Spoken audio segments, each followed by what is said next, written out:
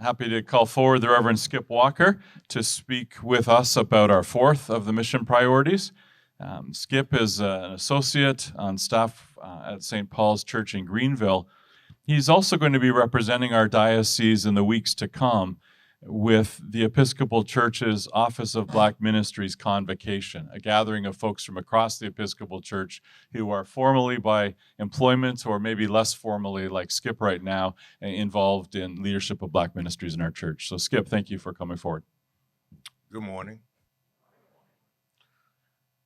The fourth mission priority is stated this way: advocate for justice and peace for all of God's children, working together to remove obstacles that prevent some from accessing resources available to others, while building bridges and working for reconciliation and healing between those who have for too long been separated from one another.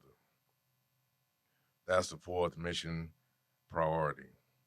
And as I talked to Bishop Skirvin doesn't know, I just told him actually, he said something in our conversation that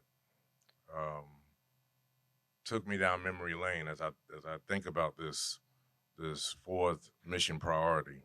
I thought about when I was first introduced to racism. It was at the YMCA, Young Men's Christian Association.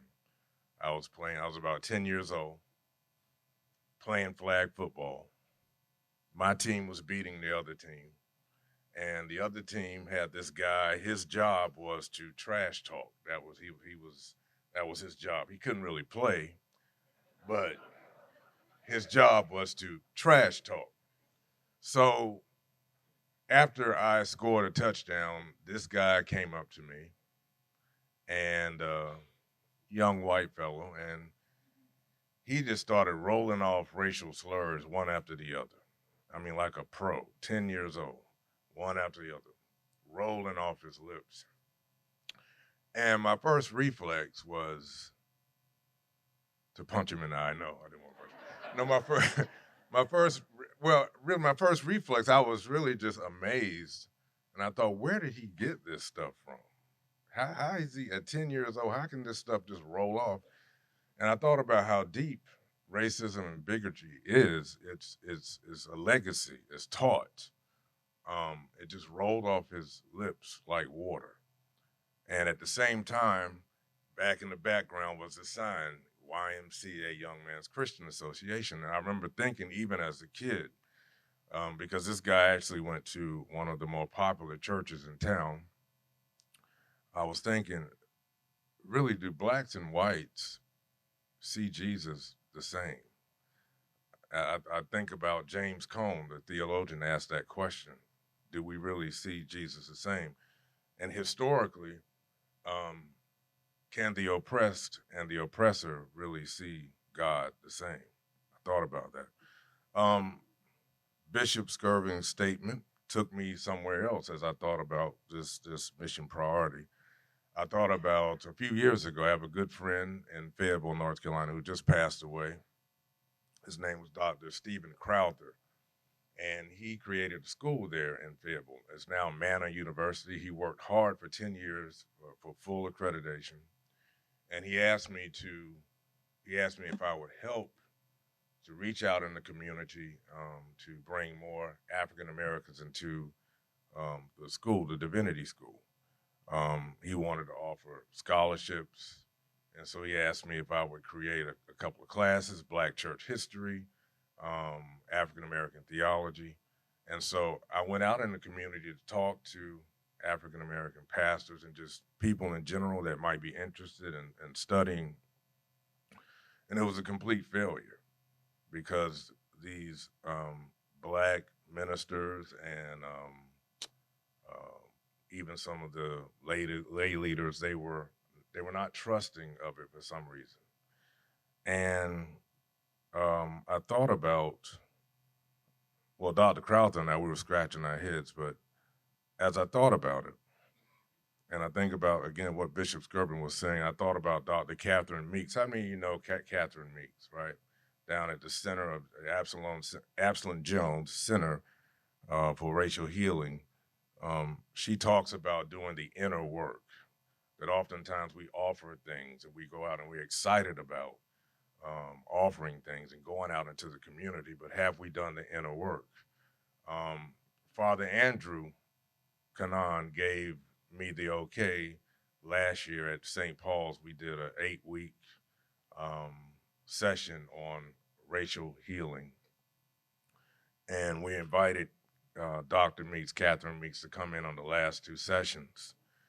And we, on that 8-week journey, we learned a lot.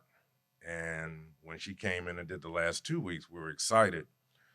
And so the question to her was, wow, what can we do? What can we do? Can we go out in the community? What's the next step? And she again said, have you done the inner work? And she said, sometimes doing the inner work is enough. That takes a long time. And so as I look at this mission priority, I think about those 2 things, the legacy of racism as we talk about justice, social justice, that long legacy, that thing that I experienced at the YMCA, the failure, if you will, at this divinity school, the inner work. What do we really need to do for the inner? What kind of conversations do we need to have?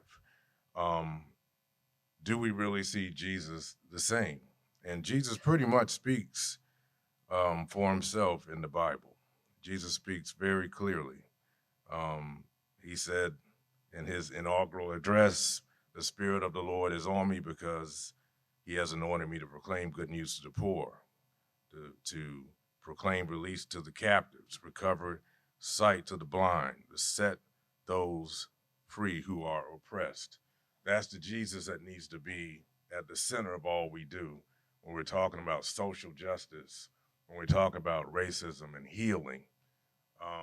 Catherine Meeks again challenged me about the word reconciliation. She said she's coming to a place where she thinks reconciliation may not be a reality, but healing can definitely be a reality. And so these are just things to think about as we look at this mission priority. These are things that we can all, I think, be thinking about. And I've been doing my research over the past 2 years. You know, there are a lot of popular scholars out there.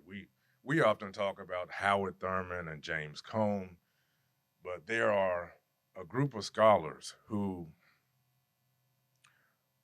decided they were not going to do the popular thing. They were not going to worry about Harvard and Yale and all these prestigious universities. They were going to be the voice of the streets. And so even though these scholars are just as much qualified as anybody, have the education and the credentials, they decided to go the road less traveled and not worried about money. But the research that they've done is awesome. One of them is Naeem Akbar, who was at Florida State University, who wrote a book called The Psychological Chains of Slavery. He talks about mental and intellectual oppression. There is the late Francis Cress Welsing, who has interesting theories on the genetic origins of white supremacy culture. There's Dr. Amos Wilson, the theoretical psychologist and social theorist, and who said, and one thing he said that really I think about, he talks about the power structure. He said the vast power differentials between Africans and non-Africans is the major social problem of our time. And of course, the late John Henrik Clarke, who's a historian and Pan-Africanist, who is quoted as saying that religion is the organization of spirituality into something that became the handmaiden of conquerors. Nearly all religions were brought to people and imposed on people by conquerors and used as the framework to control their minds, right? So we have to think about those things. When we talk about racism, the legacy of racism is deep, and we have to do the inner work, and we have to look for these kinds of voices and listen to those voices and do the inner work. And again, as Howard Thurman said, and I do agree that he said, when we do the inner work, when we really do the inner work, we are strengthened by the inner work. And as we are strengthened by the inner work, the powers of darkness, the powers of bigotry and racism are weakened automatically if we concentrate on doing the inner work and really deal with the real Jesus. America has done a poor job of representing Jesus and who Jesus is. We have to unpack that and deal with that. Amen.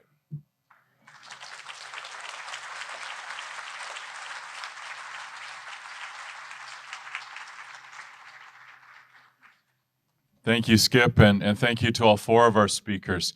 As I said and as they have delivered, I was hoping they would help to stimulate our imagination